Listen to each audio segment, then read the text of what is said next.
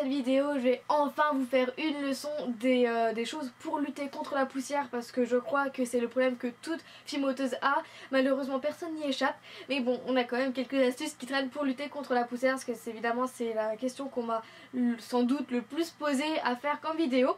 Donc voilà, donc déjà je tiens à m'excuser si je parle un peu du nez, mais je crois que je commence à être malade. Donc voilà, si ma voix est un peu différente.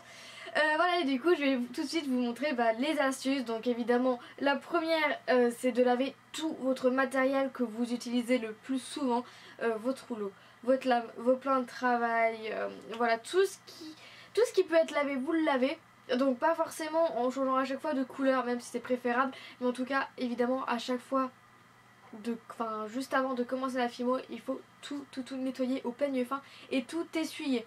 Voilà, ça évitera en plus de ça les marques de rouille, parce que si vous laissez sécher votre lame, va y avoir des marques de rouille ou ce genre de choses. Donc vous nettoyez et vous séchez, enfin vous essuyez tout de suite après avec un sopalin. Voilà. C'est tout ce qu'il y a à dire pour celle-là. La deuxième après, c'est bien évidemment de laver vos mains, mais bien comme il faut. L'eau et le savon c'est bien, mais ce que je vous conseille le plus, parce que j'ai testé, c'est le gel hydraulique antibactérien. Donc voilà, celui-là j'ai dû l'acheter à Carrefour. Voilà, il n'y a pas de solution mystère, il est comme ça. Je sais pas s'il veut bien faire la mise au point. Non, il veut pas faire la mise au point. Tant pis. Donc voilà, c'est un gel hydraulique. Celui-là il est très bien. J'en ai testé plusieurs, mais celui-là ça reste mon préféré. Donc par contre il sent quand même relativement fort, mais bon, après on s'habitue donc ça passe. Voilà, mais celui-là c'est celui qui fonctionne le mieux, qui sèche le plus vite et qui laisse le moins de traces. Voilà. Pour la troisième astuce, c'est de bien aérer votre pièce. Donc moi, puisque je fais de la fimo dans ma chambre, pensez à bien aérer votre chambre et couper le chauffage, ça fera des économies.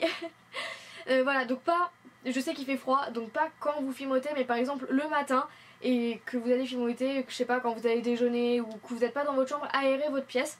Voilà, parce que ça va faire circuler la poussière et ça va la faire s'en aller, voilà, avec les petits courants d'air. Donc voilà, c'est peut-être une petite astuce un peu bizarre, mais en tout cas vous en aurez quand même moins. Ensuite, autre astuce, les gants en latex. C'est pas forcément le plus sexy, le plus tout ce que vous voulez. Alors moi pour ma part, je vais pas vous mentir, je ne les utilise pas parce que je n'aime pas du tout porter les gants, j'aime pas, ça me gêne. Voilà, mais après il y en a où ça dérange pas du tout. Et moi de toute façon en vidéo c'est pas forcément très hygiénique. Voilà, c'est pas forcément super joli à voir.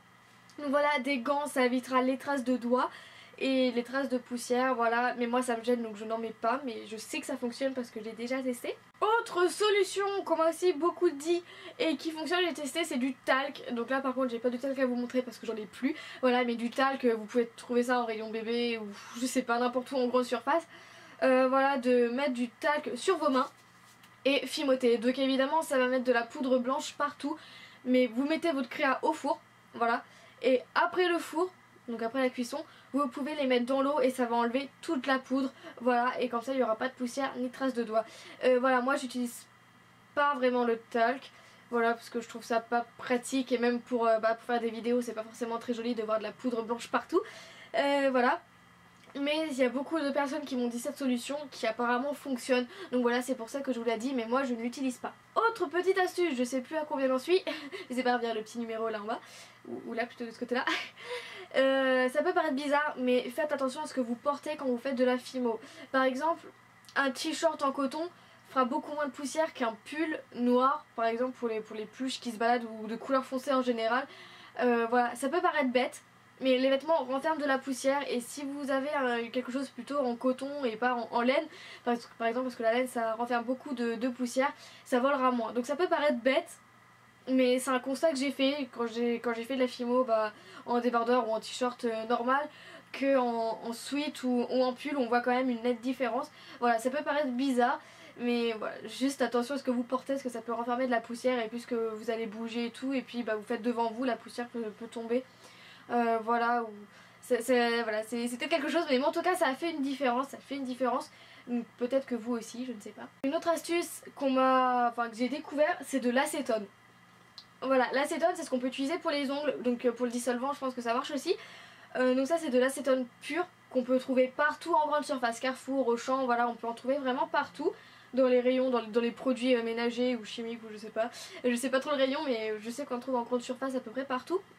Et ça c'est à utiliser après la cuisson. Et du coup bah, je vous en fais donc aussi pour cette démo je vais prendre une création où il y a de la poussière, donc je sais pas si vous s'en souvenez, mais c'est le chapeau que j'avais fait en tuto. Donc au dessus c'était ça allait, mais c'est derrière où j'avais rien fait pour enlever parce que de toute façon on le voyait pas, donc je m'en foutais un petit peu, c'est vrai.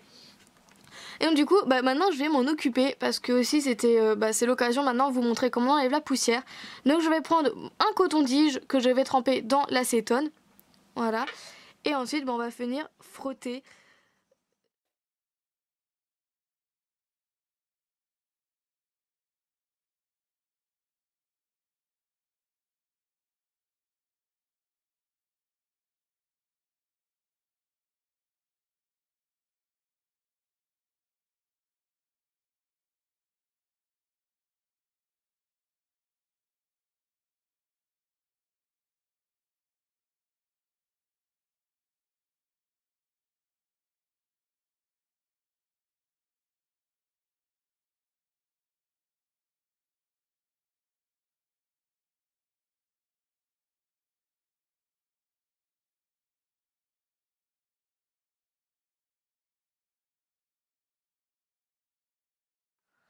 Donc voilà, à peu près ça a enlevé la poussière.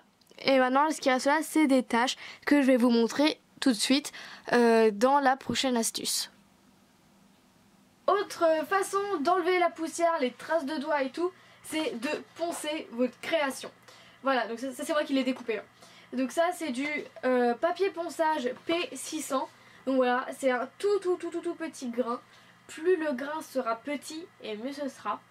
Donc par contre pour le papier ponçage, plus le chiffre est petit, plus il est gros. Par exemple le P80 c'est celui que j'avais utilisé dans mon tuto de samedi. Voilà, c'est un gros grain. Donc en fait il faut que le chiffre il soit très grand. Donc ça c'est du P600. Le papier ponçage vous pouvez en trouver dans les magasins de bricolage. Donc j'achète le mien. Donc on n'en trouve pas partout malheureusement. Mais j'achète le mien à Bricorama. Voilà, si ça peut aider, peut-être qu'il y en a à Leroy Merlin ou ce genre de choses. Mais c'est surtout dans les magasins de bricolage qu'on peut en trouver. Et en fait votre création il suffit, donc c'est à utiliser après la cuisson. Voilà. Et je vous fais une démo tout de suite au pire. Donc pour le papier ponçage, vous avez juste à mettre votre création dans votre lavabo ou évier comme vous voulez. Vous fermez, vous mettez de l'eau tiède, voire chaude, c'est assez important. Donc il faut qu'elle soit recouverte. Voilà, donc je tiens à préciser que la création est cuite, hein, comme vous avez pu le voir juste dans celui d'avant.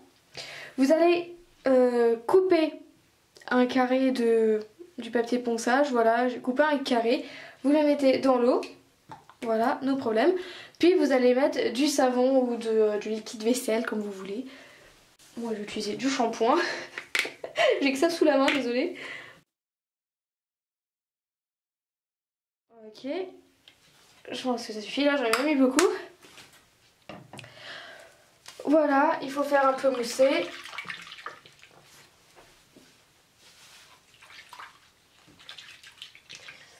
Voilà, et ensuite vous prenez votre création et vous allez commencer à poncer, voilà, dans l'eau.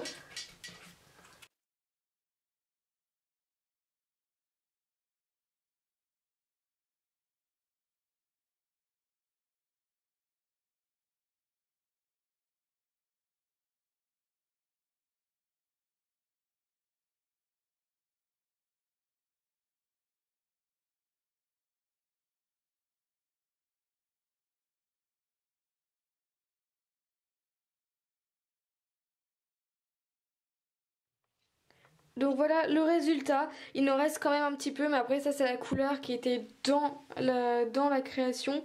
Donc malheureusement je peux pas faire grand chose. Mais on peut voir qu'il y en a quand même beaucoup moins qu'avant. Avec lingette plus ponçage, voilà il reste juste 2 points et un petit point là. Voilà il ne reste que ça, donc franchement ça en enlève pas mal. Puis après pour le petit carré vous avez juste à le laisser sécher, vous pouvez bien évidemment le réutiliser. Et quand il y aura trop de marques comme là, vous pouvez le jeter parce qu'il va plus vous servir. Voilà, il y a juste à le laisser sécher. Et puis ça, il y a juste à essuyer la création. Et puis si vous avez remarqué, pour ceux qui utilisent cette solution là, c'est tout doux. Puisqu'évidemment ça enlève les traces de doigts. Et la création est vraiment toute douce et c'est super agréable au toucher. Voilà, j'adore cette méthode là. Et ça enlève quand même beaucoup de choses. comme vous pouvez le constater par vous-même. Donc voilà pour celle-là. Et puis la dernière astuce, je pense, c'est les lingettes. Voilà, ça c'est une petite découverte que j'ai fait il y a assez longtemps quand même. Voilà, et là je vous dis enfin en vidéo. Donc ça c'est des lingettes bébé, premier prix, qui ont coûté, je sais pas, 54 centimes je crois, je sais plus. Donc moins d'1 € qu'on trouve à Auchan, Carrefour, vraiment partout. Voilà, c'est des lingettes pour bébé. Et en fait c'est utilisé avant la cuisson. Et du coup je fais donc aussi pour la lingette c'est vraiment démo. très facile. Vous allez prendre votre création. Voilà, si je cadre ce sera mieux. Donc elle n'est pas cuite. Voilà, donc là c'est la base d'un donut. Donc comme vous voyez j'ai fait en sorte qu'il y ait plein de poussière. Voilà, ça peut paraître bête mais voilà. Voilà, il y a plein de poussière. Et là il y a un petit bout de fimo qui est là. Bref, elle n'est pas vraiment propre du tout. Et donc là elle n'est pas cuite, hein. Voilà, si je fais ça, voilà, il y a la marque. Mais bon, c'est pas grave, comme ça je vais vous montrer aussi comment enlever les marques. Vous allez prendre votre lingette, l'enrouler autour de votre index. Voilà, puis juste frotter. Voilà, et là si on frotte là aussi, ça va beaucoup plus vite. Cette astuce aussi, elle peut vous servir par exemple quand vous faites des gâteaux. Si vous voulez cacher assez vite une marque, vous pouvez prendre une lingette et ça part tout de suite, il n'y a pas besoin de frotter. Voilà, donc là j'ai pris une feuille blanche, c'est pour ça qu'il y a des traces. Voilà, ici il y a aussi plein de petites traces qu'on va enlever. Voilà. Comme ça, s'il y a une couleur qui passe, vous pouvez très bien l'enlever comme ça. S'il y a une autre couleur de fimo.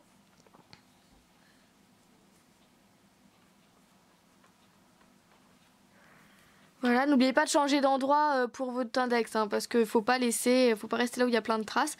Donc voilà, vous prenez à chaque fois, vous prenez un autre endroit.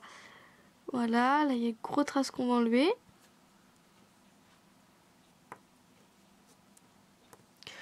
Et voilà en gros comment on peut enlever la poussière quand même assez rapidement et cacher les traces. Comme là vous voyez on voit plus de traces. Si on en voit encore un petit peu, hop, bah on refrotte. Et c'est bon. Donc voilà, ça permet d'aller beaucoup plus vite, de gagner du temps.